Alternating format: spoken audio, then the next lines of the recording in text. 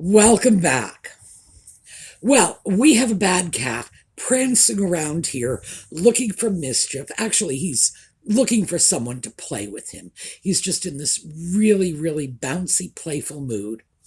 And sometimes that can be fun, but other times that can be scary because, he's a cat and cats don't always play nice. But I'm sure we'll be seeing more of him as the video wears on. Today, I thought, since we've been doing this for 3 months, we'd go back and take a look at our original inspirational template. And this was the areas of impact that 2020 has altered in our lives. And we had a list and we just chose for ourselves which were the areas of our lives that have the strongest impact from 2020. The areas that we needed to address so that we could move forward productively. And again, for every last one of us, the areas are going to be very, very different because we all had our own individual experience during that period. So I thought we would check back with our list and see, just take the temperature of the room, so to speak, see how we're all doing, check in, and then talk a little bit about a few other things that we'll see how much time we have. Let's put it that way. All right, we will get started when we come back.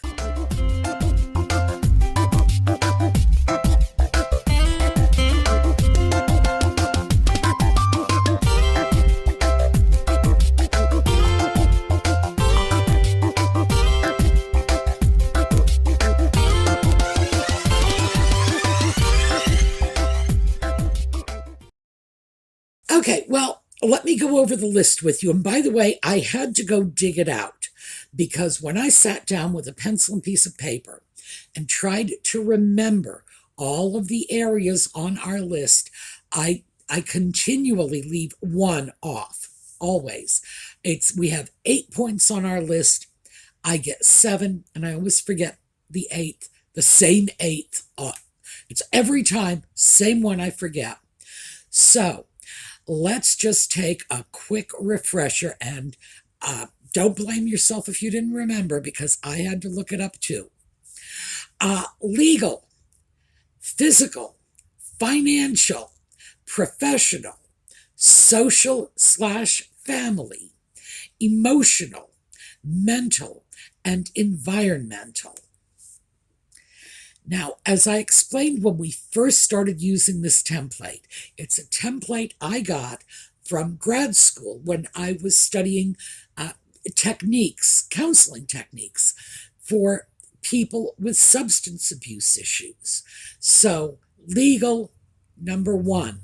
The reason is quite obvious when you think about it. It's because many people who are involved in counseling for substance abuse are mandated by the courts to be there. In other words, the judge has said, go to counseling or go to jail. Sometimes it's both. Sometimes they send you off to jail and say you need counseling too.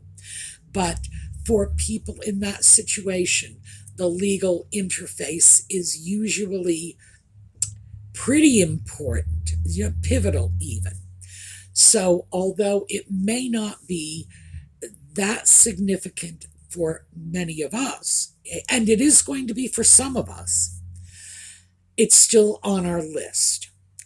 And I always feel I need to point that out because I don't want anyone to think I have hauled this out because somehow I'm under the impression that you are all, would-be criminals and that if we don't just jump on this, you're all going to be out committing petty crimes. No, nothing like that at all. It's just a very good, very serviceable template that is readily available to us. By the way, legal is not the one I always forget. The one I always forget is professional. I don't know why that is. It just will not stay in my mind, even though I acquired this list uh, pretty much as an adjunct to my professional work as a social worker. So you'd think it would just be right there for me. Professional, of course, no, no. I don't know why. That's the one that always just sort of flies out of the nest and runs away from me. So when we first took a look at this list, I shared with you all that my two most pressing issues from this list were physical and environmental. Those were the two things that really suffered from me from lockdown. Uh, on the physical side, I gained weight. That was not a good thing. And I was unable to have knee replacement surgery, which enables me to walk. And oh boy, those two were just like a snake eating its tail. One led into another, led into another. So physical was a big deal, but also environmental, because I just became very disinterested in maintaining my environment, very apathetic about it. I did not want to clean. I did not want to do anything. My attitude was like, well, nobody's coming here. Why should I bother cleaning my house if nobody ever knocks on my door anymore?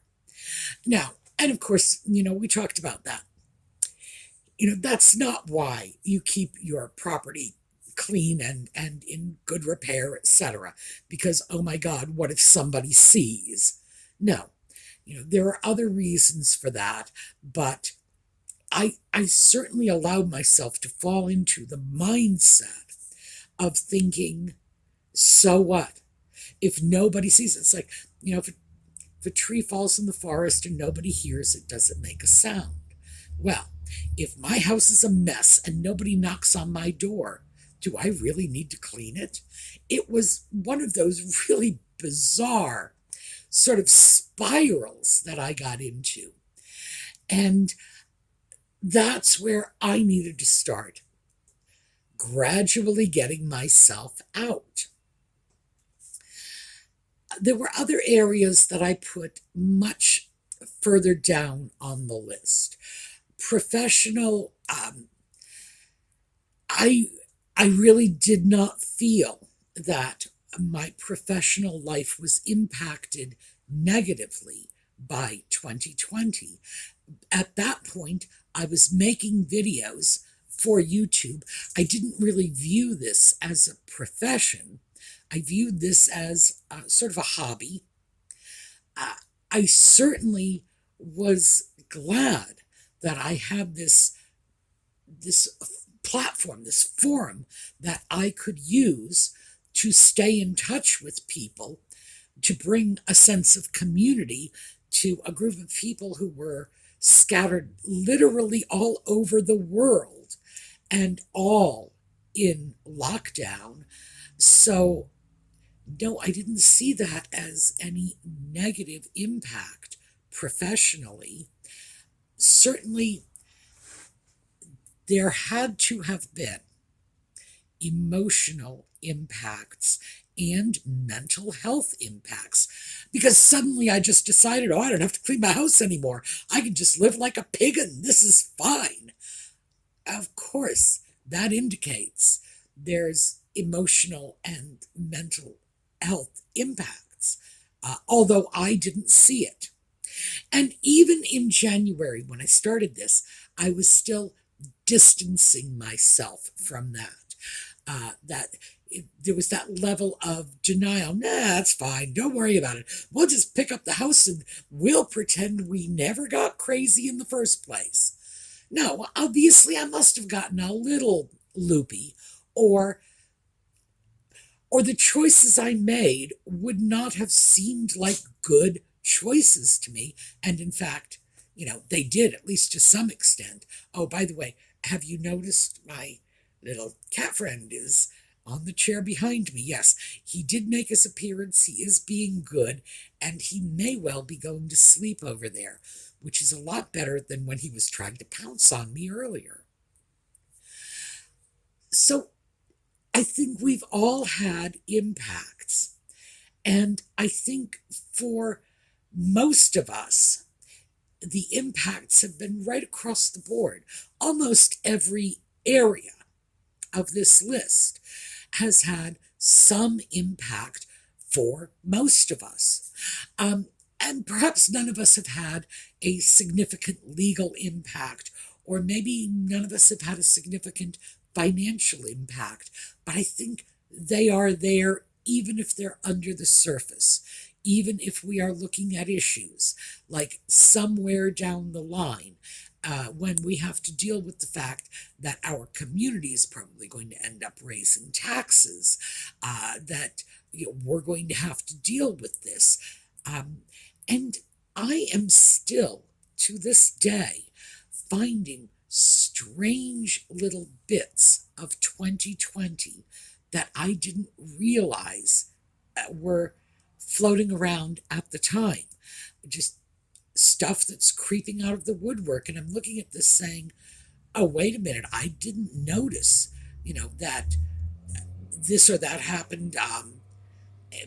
And because it happened in the middle of 2020 when I wasn't paying attention to anything. I just was not looking at it that clearly. So let's just quickly grab the little list. Remember, legal, physical, financial, professional, social and or family, emotional, mental, environmental. Which one of these do you feel hit you the hardest, or was hit the hardest by 2020 when it just sort of landed on us? Where did it land in your life? Are you doing okay in patching that back together again? Do you need more assistance from these videos? Are there areas we should look at? Now, I know last week someone had said in the comments that it would be nice if we could take a look at consignment selling. And I agree with that. I think, especially after yesterday's video about let's start moving the junk out, let's give ourselves permission to throw away some things. Let's give ourselves permission to prioritize a clean house over not being wasteful and throwing away something that, oh, maybe if we just hold on to it for another year or two, we'll find a buyer for it. When we start looking at that, it does sort of invite, let's start looking at sales avenues. We've talked on this channel about eBay, Etsy, and we're going to have to take a look at those. Because, as I say, we've done this before, but we can always revisit and then look at some of the higher end, like Poshmark, The Real, the consignment places where we can sell high ticket items. We should also start looking at things like yard sales, flea markets, areas where we can quickly and easily sell things that might not have such a high value. So, yes, that will be coming up. But again, I find out about this from your comments. So, are you folks doing okay financially? Do we want to go back, because we've done this in previous videos, and take another look at financial issues? Do we want to go through the credit reports? We had left off our Adventures in Credit Wonderland with let's all go and get copies of our credit reports. Is it time that we should start taking a look at the credit reports and seeing if there are ways we can address those issues? Again, this is something I'm throwing out to you. Is this where you want us to be? What about our emotional and mental health issues?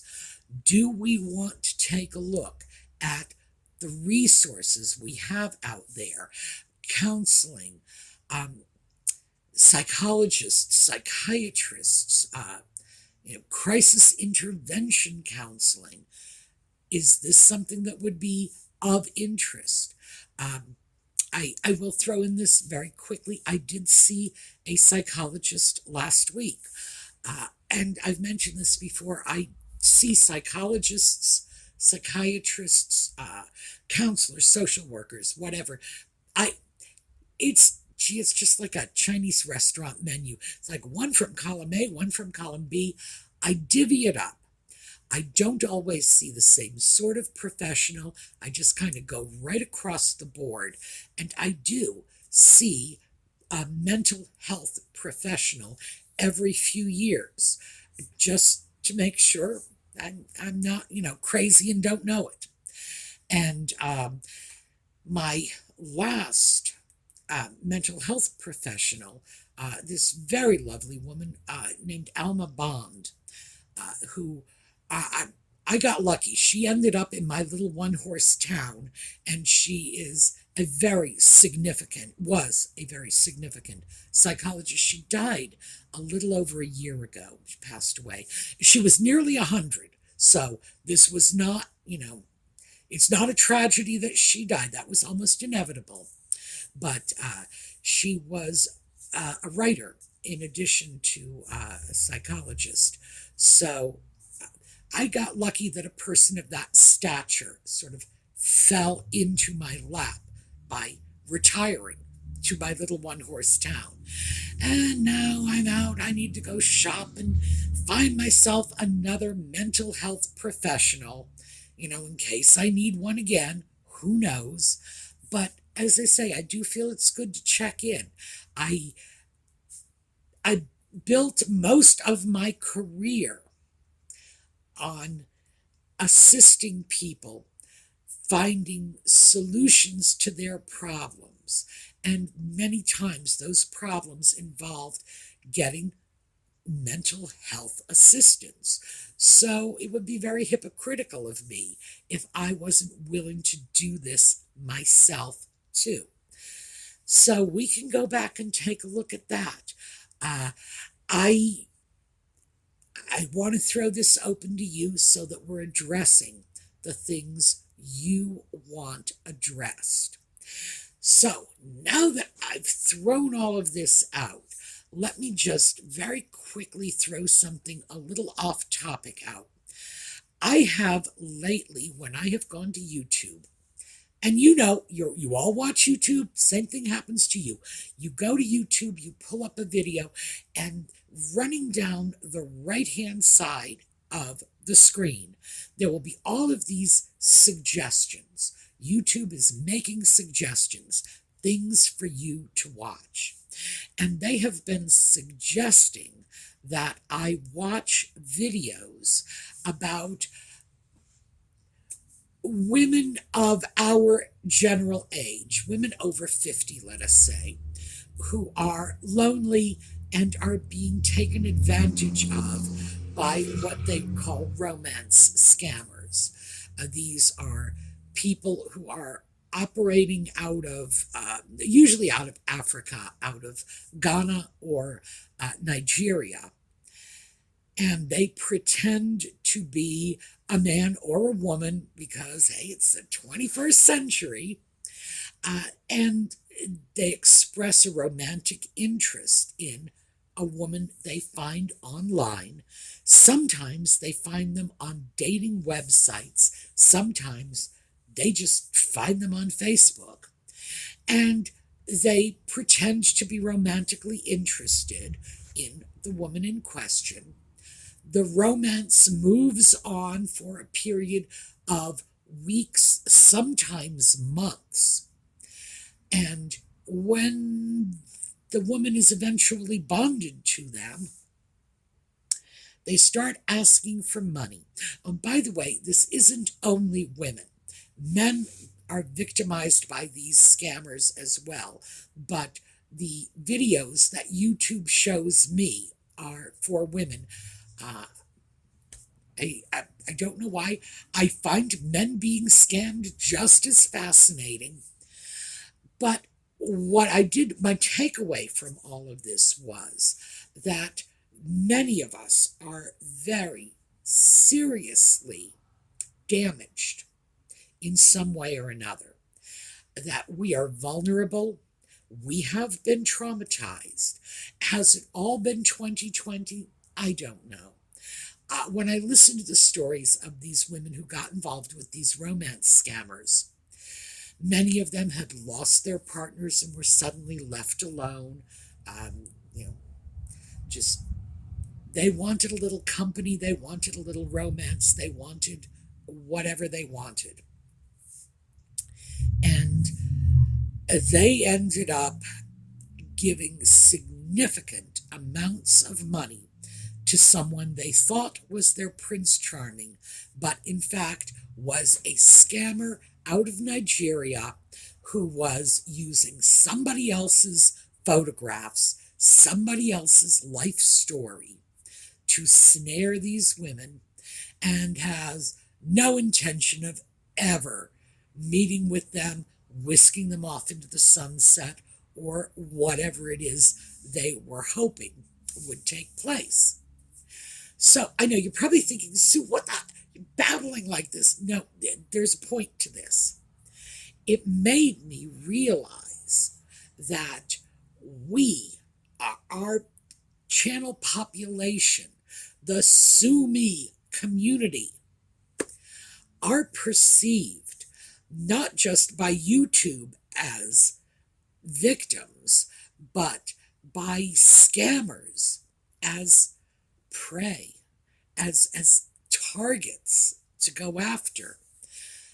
When you are a woman of a certain age, apparently society has some pretty strange ways of viewing you. And I think, quite frankly, it would behoove us to start taking much better care of ourselves, because if we don't, we will end up getting involved with scammers. Oh, and by the way, some of these poor women have given hundreds of thousands of dollars to these people. It's like, oh, it can be financially devastating and emotionally devastating for them. But we need to keep in mind that this is who we are in the eyes of society. We are vulnerable. We are targets. So we've got to start taking care of ourselves and taking care of each other. We need to make a greater effort to be emotionally supportive to other people like ourselves. We need to make a greater effort to find ways to meet our own emotional needs so that we are not wandering around online just waiting for the Nigerian prince to email us and say, oh, run away to Tijuana with me, baby, send me $5,000. We have to be mindful of this. So that's the thing that I want you to sort of keep in mind as we go forward, that we have reasons for wanting and needing to make sure we are safe, sound, and on top of things going forward so that we are not a crime statistic somewhere. So that was something I just really felt I needed to throw out, because YouTube's algorithm thinks that I need to see this. And although I don't like when computers try to do my thinking for me, the algorithm knows the subjects I'm making these videos about. And the algorithm is probably seeing the direction that some of these issues are moving in. So I take that as a very cheap and easy warning sign from YouTube. It's like, well, you're talking about this now. Let's hope we don't end up talking about our community getting involved in romance scammers next year. Because, like I say, the algorithms do track patterns.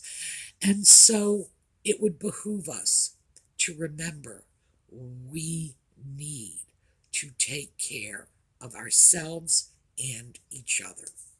So that is what I have for you today. Basically, we're just touching base again, looking at our list. I'm asking you to let me know where you want this to go next. What are the issues you want us to take a look at? And we're going to, because we don't want anyone in our community to end up mortgaging their house to send the check off to some scammer in Nigeria. So we're too smart for that, aren't we? All right, we are going to take a look at a slideshow on the way out. I will see you all next week. And of course, we have a Just Chatting episode at 8 o'clock tonight for those of you who stay with us for that. Audie, as you know, has been here for a bit of time, but I think that's all we got a chance to see of him. All right, have a terrific day.